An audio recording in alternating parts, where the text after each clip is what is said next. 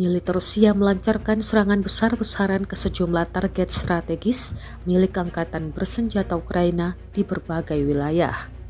Rekamannya diunggah di Telegram Minggu 10 Agustus 2025.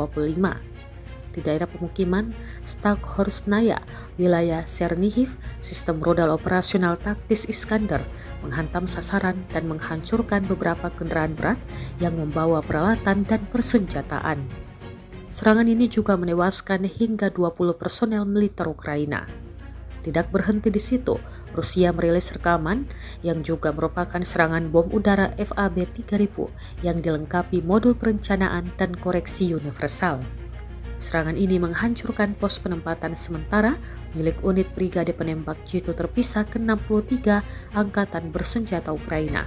Serangan presisi juga dilakukan dengan rudal kendali multi-tujuan ringan, menargetkan pos penempatan sementara Brigade Mekanis Terpisah ke-30. Rekamannya pun menuai berbagai komentar dari warganet.